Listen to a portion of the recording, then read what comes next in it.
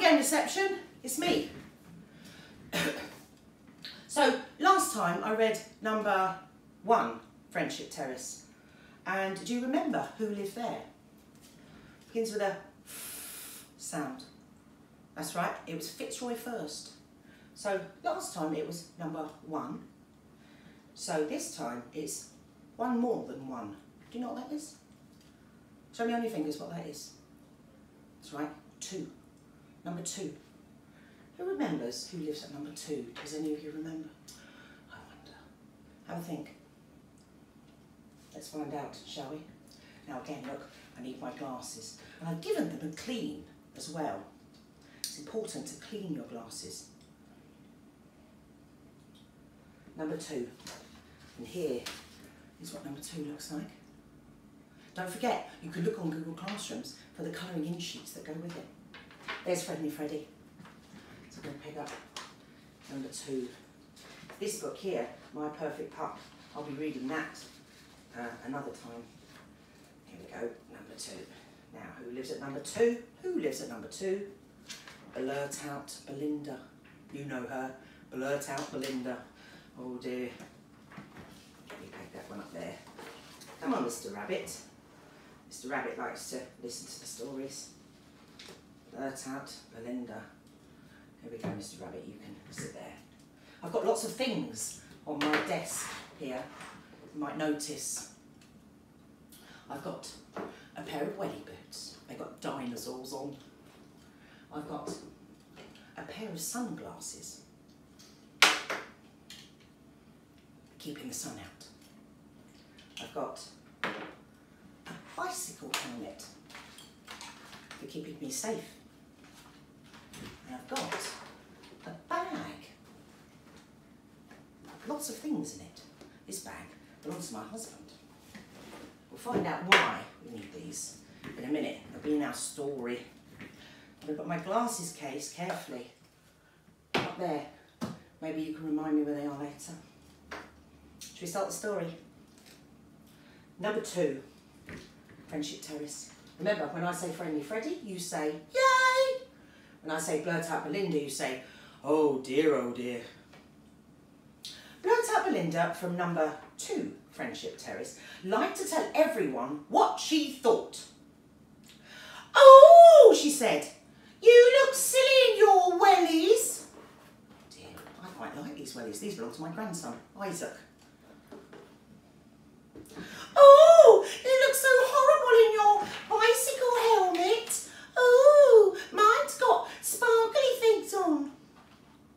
I like this one, even though it doesn't have sparkly things on. I like it. Oh! Oh gosh, it's terrible, isn't it? Would you want to be friends with her?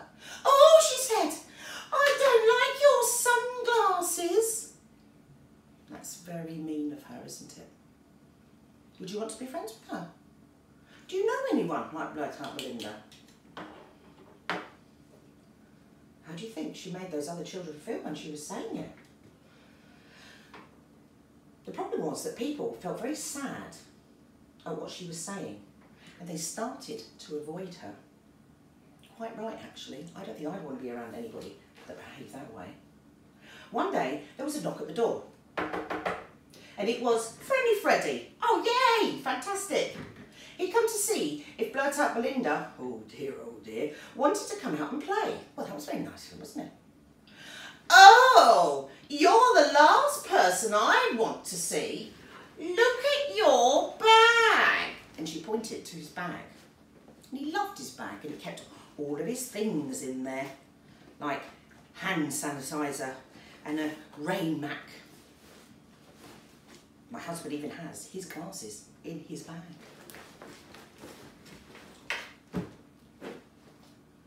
You're the last person I want to see. Oh well, she said, I've got nothing better to do. I might as well come out and play with you. Oh, well. They began to walk down Friendship Terrace. Oh, what a terrible hairstyle, she shouted to Tara, who quickly slammed her door, went inside. Oh, look at Jake. Who does he think he is? That bike is just way too big for him. Jake got off his bike, went up his path and shut the door. "Who did that chalk drawing?" she said. "It's rubbish." Another door shut. Then she looked around. Where is everyone?" she asked, looking at an empty terrace, and she looked all around. Couldn't see anybody. "Come and sit down," said friendly Freddie. "Yay!" Hopefully Freddie is going to teach her the right way to behave. Fingers crossed. "It's okay to have opinions," he said, "but sometimes an opinion, by the way, is something that you're thinking about what someone else is doing. It's okay to have opinions, but sometimes it's kinder to keep them in your inside voice," said Freddie. The inside voice is what Freddie means is that sometimes you don't have to say it, you can just think it. So if you're thinking, "Oh, I don't really like someone's wellies," you're going to think it first. You think about what you're saying and think about how it's going to make someone feel. If you think, "Oh, it's okay," they're going to feel good about it, then go ahead and say, "Do you know what? I really love your welly boots, Isaac. I really love your welly boots and the green dinosaur." If someone said to my grandson Isaac, "I really hate dinosaurs. I really hate green dinosaurs," that would make my grandson Isaac feel very, very upset. "What do you mean?" asked Belinda. "I mean that you can think something without saying it out loud. It's better to stop and check and think whether it would hurt the other person. If you think it might, then keep it in your inside voice. So just keep it as a thought." "Ah," said Belinda. Just then Liam came by. "I've made some biscuits." And Liam had been practising making biscuits with his adult. And he hadn't always got it right, and they didn't always taste good. Sometimes, indeed, they just tasted awful. But he was learning, and so it was okay. "Would you like to try one?" he said. They look..." Now Belinda stopped, and she thought for a moment. "Oh, that's really good, isn't it?" She thought, "Do you know what? They look bleh. They look horrible.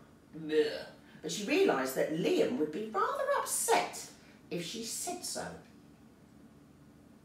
Thank you," said Belinda, taking a biscuit. "Have a snack." He tasted the biscuit. "Oh, what do you think?" asked Liam. "What do you think?" he should say. "What do you think?" Blurt out Belinda should say. Said Belinda thoughtfully, because she'd remembered what she'd learned. "It was very kind of you to make them," she said. "Oh, thanks," said Liam. "Oh, and they look really yummy," she said. And that was true. It's important never to tell a fib. You must never tell a fib. They did look good. And she was glad that he'd offered her a biscuit because he'd spent so much time learning how to make them. "Thank you very much for letting me try one of your biscuits," she said. Belinda realised that there were lots of things that she could, have kept inside before. She thought about all the times that she'd spoken to other children and said things to other children about their welly boots, or their sunglasses, or their helmet or bag, or their drawing, like my drawing up there of a unicorn, my painting of a unicorn. If someone said, "Oh, I really hate unicorns. Oh, I really hate it," that would make me feel sad, because I spent lots of time making that and I enjoyed making my colourful unicorn. She thought about all those things that she'd said and she kind of felt sad. She felt sad in her heart feelings that she'd let herself down. But you know what? It's okay, because she's learning. She's a child and she's learning, and she's listened to others around her, and she's realised that she knows in her heart that she won't behave that way again. She realised there were lots of things she could have kept for her inside voice, so that she didn't hurt other people's feelings.